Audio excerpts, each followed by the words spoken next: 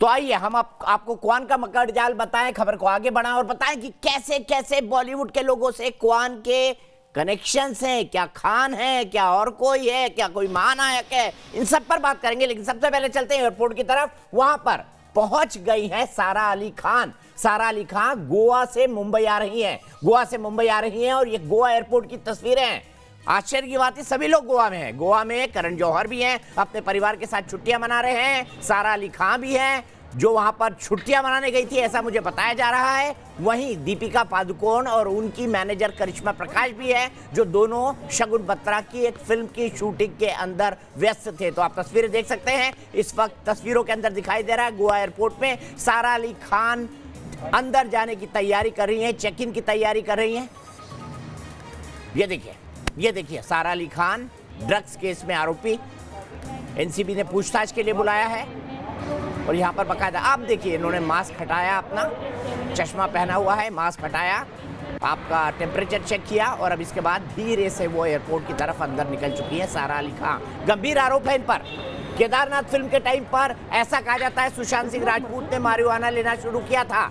क्या सारा अली खान उनकी इंस्पिरेशन थी? इस तरह के आरोप कई बार सोशल मीडिया पर लग चुके हैं, लेकिन कहानी यही नहीं रुकेगी। आप देखिए तस्वीरों में, आप देख सकते हैं सारा अली खान और उनके स्टाफ को, और ये लोग अब अंदर जा रहे हैं। लेकिन क्वान का मकड़ जाल अभी खत्म नहीं हुआ है। क्वान का मकड़ जाल बहुत बड़ा है, इसमें कई बड़े बड़े डूबेंगे। इसीलिए सीधे चलते हैं मेरे वरिष्ठ सहयोगी अनुराग के पास। अनुराग बताइए क्या क्या बचा हुआ है इस मकड़ जाल में, और फिर मैं आपसे दो एक सवाल पूछूंगा इस खुलासे से रिलेटेड। बिल्कुल दीपक जी, देखिए प्रधानमंत्री नरेंद्र मोदी ने कहा था कि नोटबंदी के बाद, जीएसटी के बाद तकरीबन 1 लाख कंपनियों पर एक्शन लिया जा चुका है और 3 लाख कंपनियां ऐसी हैं जो इस वक्त सरकार के रडार पर हैं। क्वान उनमें से एक हो सकती है। और ऐसा हम क्यों कह रहे हैं, हम आपको जरा ग्राफिक्स के जरिए समझाने की कोशिश करते हैं। क्वान जो दरअसल में टैलेंट मैनेजमेंट एजेंसी है, उसमें कुल 45,000 शेयर हैं। 45,000 शेयर में से जो क्वान कैपिटल सर्विस है उसके पास 44,999 शेयर हैं और जो इस वक्त के मालिक हैं मधु मंटेना, उनके पास सिर्फ 1 शेयर है। देखिए जरा यहां पर।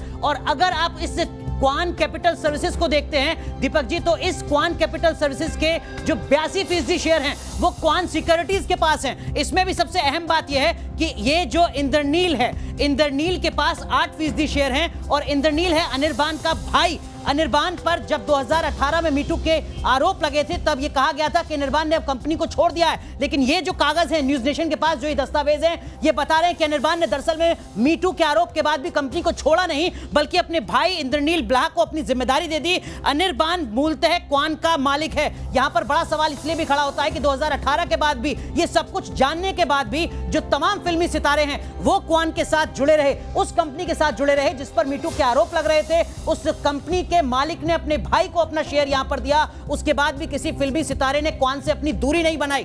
पेच यहीं पर खत्म नहीं होता है। जो क्वान सिक्योरिटीज है जिसके पास 82% शेयर हैं क्वान कैपिटल के, उस क्वान सिक्योरिटीज के जो शेयर हैं वो भी हम आपको बता दें। जरा देखिए, जो बिग बैंग मीडिया वेंचर्स है इसके पास क्वान सिक्योरिटीज के बड़े पैमाने पर शेयर हैं। और ये जो बिग बैंग मीडिया वेंचर्स है इसमें 2 डायरेक्टर कागज पर नजर आते हैं। पहला डायरेक्टर मधु मंटेना, जिसके पास 99% शेयर हैं। यहां पर एक गौर करने वाली बात यह है दीपक जी कि जो मधु मंटेना, जिसके पास इस बिग बैंग मीडिया वेंचर्स के 99% शेयर हैं, इसी मधु मंटेना के पास सिर्फ 1% शेयर है उस सबसे पहली कंपनी का जिसका जिक्र यहां पर हम लगातार कर रहे हैं, क्वान टैलेंट मैनेजमेंट एजेंसी। यहां पर एक और जो अहम बात है वो ये कि सलमान खान की कंपनी पर 2018 में इस तरीके की खबर आ रही थी कि सलमान खान की कंपनी ने इस बिग बैंग मीडिया वेंचर्स में अपनी हिस्सेदारी खरीदी है। हालांकि 2020 में जब ये विवाद लगातार सामने गरमाया तो सलमान खान की टीम की तरफ से सफाई दी गई। ये कहा गया कि सलमान खान की तरफ से कोई भी किसी भी तरीके की, न सिर्फ क्वान टैलेंट मैनेजमेंट एजेंसी में बल्कि किसी भी कंपनी में कोई हिस्सेदारी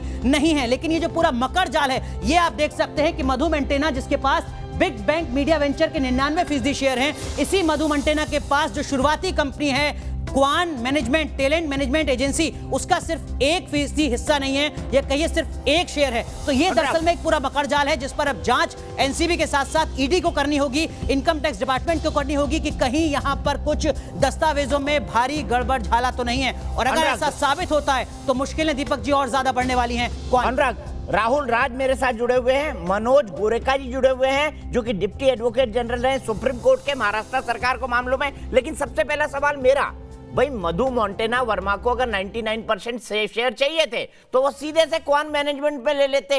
ये बिग बैंग के जरिए इसको घुमाने की क्या जरूरत थी? क्या छुपाने की कोशिश करी जा रही है? क्यों एक क्लीन इसका जो पैटर्न है वो क्लीन क्यों नहीं है कंपनी बनाने का? ऐसा कब किया जाता है अनुराग? जी बिल्कुल, ये तब किया जाता है जब सब कुछ सामान्य ना हो, और अब ये जांच में पता चलेगा। और यहां पर मामला सिर्फ एक मधु मंटेना का नहीं जिसका जिक्र आप दीपक जी यहां पर कर रहे हैं। अनिर्बान ब्ला जिस पर 2018 में आरोप लगता है मीटू का, वही अनिर्बान यहां पर अपनी हिस्सेदारी को अपने भाई के नाम पर ट्रांसफर कर देता है। और क्या ये सब कुछ सामान्यतः हो रहा था? क्योंकि तब भी इस कंपनी की तरफ से यह दावा किया गया था कि देखिए साहब, अब अनिर्बान ब्ला का इस कंपनी में कोई वास्ता नहीं है। लेकिन हमारे पास जो दस्तावेज हैं वो लगातार बता रहे हैं कि मधु मंटेना जिसके पास 99% शेयर हैं बिग बैंग मीडिया वेंचर्स के, उसी मधु मंटेना के पास सिर्फ एक शेयर है 45,000 शेयर्स में से। और वहीं दूसरी तरफ अनिर्बान और अनिर्बान के भाई के बीच में एक तरीके से अपनी जो कुर्सी है वो यहां पर बदली गई है। तमाम बड़ी तस्वीरें, तमाम बड़े आरोप यहां पर सामने आ रहे हैं इन आंकड़ों के बाद और न्यूज नेशन के इस खुलासे के बाद। अनिर्बान ही तो नहीं चला रहे हैं क्वान को, जिनके बारे में साफ है कि वो टैलेंटेड यंग लड़कियों को कहा करते थे कि मेरे सामने ऑर्गेज्म करके दिखाओ तभी तो तुम एक्टर बन पाओगी। ये आरोप उनके बारे में लगे हुए हैं बाकायदा सोशल मीडिया पर, कोई भी जाकर देख सकता है क्या चल रहा है फिल्म इंडस्ट्री में। सीधे चलता हूं राहुल राज के पास। राहुल राज एक एक्टर है, क्वान मैनेजमेंट कंपनी के साथ जुड़े रहे। राहुल, क्या बता पाएंगे क्वान के बारे में, हमें क्या चलता है वहां पर? सर देखिए, मैं क्वान के साथ जुड़ा तो नहीं था क्योंकि एक्टर होने के साथ साथ मैं प्रोड्यूसर भी था, तो प्रोड्यूस करने के लिए काफी बार क्वान के साथ संपर्क करना पड़ता था। तब मुझे ऐसा कुछ एहसास तो हुआ नहीं, पर आज मुझे जो समझ में आ रहा है सर कि क्वान मैनेजमेंट जो है ये बेसिकली एक नेपोटिज्म का बैकबोन है और एक गोल्डन हैंडकफ्स डाल के ये एक्टर्स को ये ड्रग्स का आदी करते हैं। उनका एक डार्क सर्कल बनाते हैं आपस में कि तुम कहीं नहीं जा सकते क्योंकि तुम्हारा सीक्रेट्स मैं जानता हूं। ये टैलेंट मैनेजमेंट कंपनी क्या होता है सर, जो टैलेंट को मैनेज करता है। क्वान एक टैलेंट मैनेजमेंट कंपनी नहीं है सर।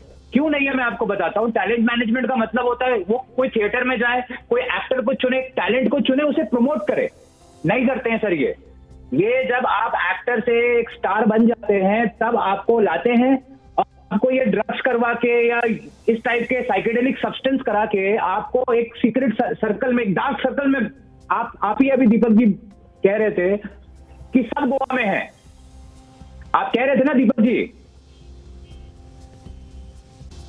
नहीं, आपको मेरी आवाज जा रही है? जी जी राहुल, मैं आपसे यह समझना चाहूंगा कि क्या आदतन एक चीज होती है कि अनजाने में हो गया, दूसरी चीज हो गई कि जानते समझते इस मकर जाल में फंसाया जा रहा है। तो क्या जानते समझते इन सितारों को इस ड्रग्स के मकर जाल में क्वान जैसी कंपनियां फंसाती हैं?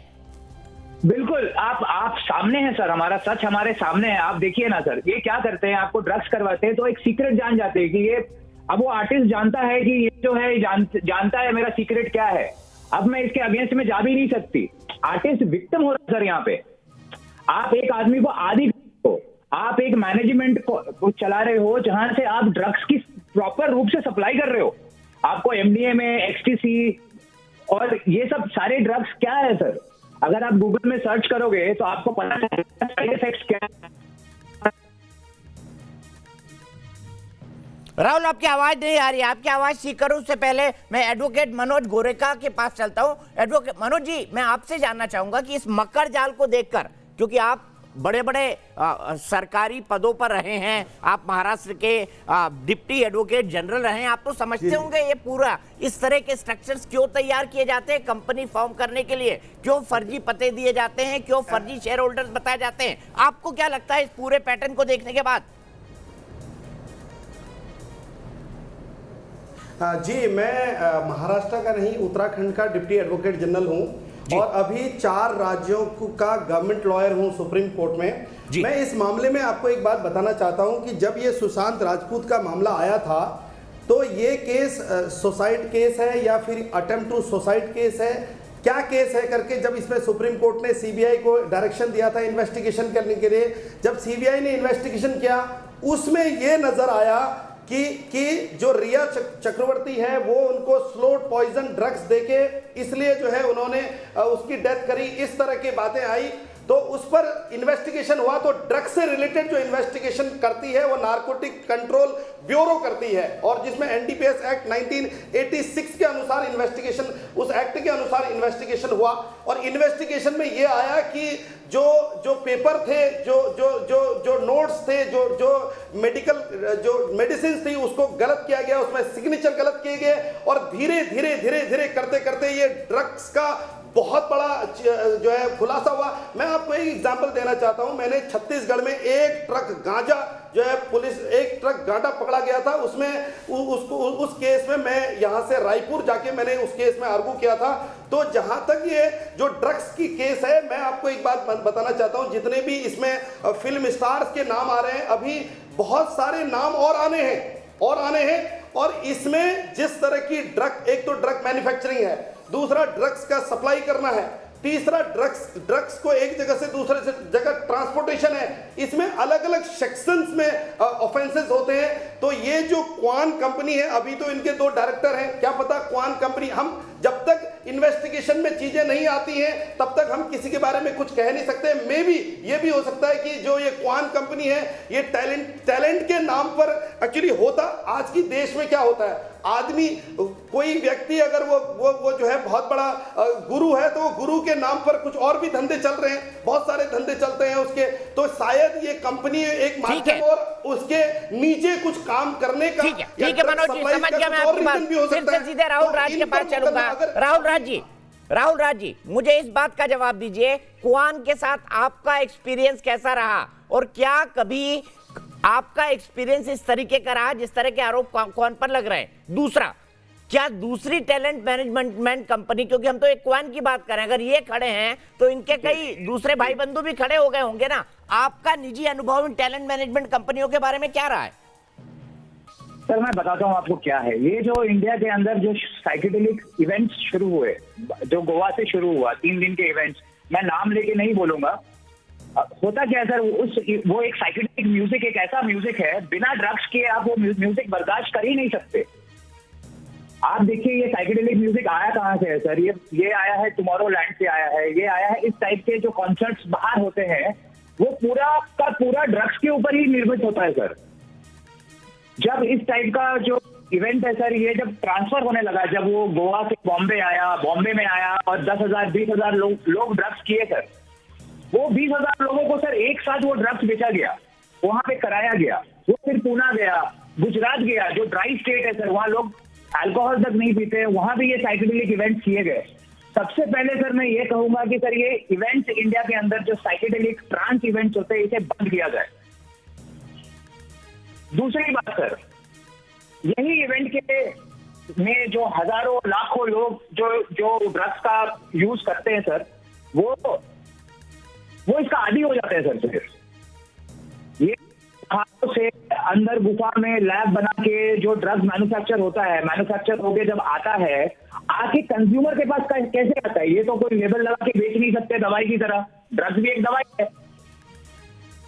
तो सर ये इस टाइप के जो साइकेडेलिक कॉन्सेप्ट्स होते हैं सर, यहाँ से ये मार्केट में फैलाया जाता है। ये मेरा खुद का अनुभव सर, मैंने देखा है इस टाइप के हमेशा गोवा में आप देखो सर, जब इवेंट होते हैं तो ड्रग्स ओडी में लोग मर गए। अगर ऐसा होता है तो फिर वो यहाँ बॉम्बे में, फिर इंदौर में, सर ये ड्रग्स का जाल सर बहुत दूर दूर तक फैला हुआ है। जहाँ ठीक है राहुल, हम विस्तार से बात करेंगे इस पर, आपसे विस्तार से भी बात करेंगे आगे, लेकिन पहले मैं विकास श्रीवास्तव के पास चलता हूँ। विकास, मैं आपसे जानना चाहता हूँ, क्या कहती है ग्राउंड सिचुएशन, क्या कहती है ग्राउंड रिपोर्ट? कब पहुंचने वाली है दीपिका पादुकोण? क्या निकल चुकी है गोवा से? जी बिल्कुल, देखिए गोवा एयरपोर्ट तो वो तकरीबन 1 घंटा पहले ही पहुंच चुकी हैं। जो समय मुकर्रर किया गया था वो तो 12:30 बजे का था, लेकिन चार्टर्ड प्लेन है, प्राइवेट प्लेन है, समय थोड़ा इधर उधर हुआ होगा, लेकिन इस दरमियान उनके घर पे गहमागहमी काफ़ी बढ़ गई है। मैं वर्ली के बोमॉन, जो कि उनका निवास स्थान है, वहाँ पर हूँ, और इसी इमारत की 26वीं मंजिल पर उनका घर है। वो यहाँ पर 1:30 बजे पहुँचने वाली थी, लेकिन अब थोड़ा विलंब हो रहा है। वो यहाँ पर पहुँचेंगी तो उनकी लीगल टीम यहाँ पर उनका इंतजार कर रही है, ताकि वो मंत्रणा कर सकें कि एनसीबी के कठिन सवालों का कल किस तरीके से जवाब देना है। वो बखूबी जानती हैं कि ये बेहद मुश्किल में पड़ चुकी हैं।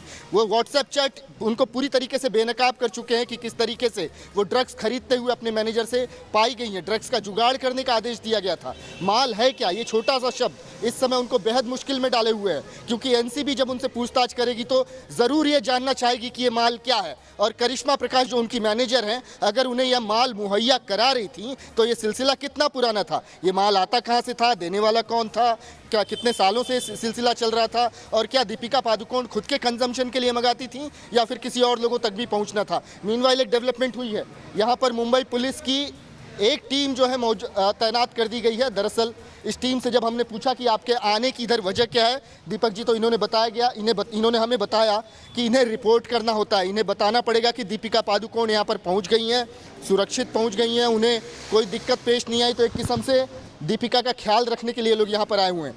तो ये डेवलपमेंट है, दीपिका किसी भी वक्त यहाँ पर पहुँच सकती हैं, लेकिन उनकी मुश्किलें लगातार बढ़ रही हैं।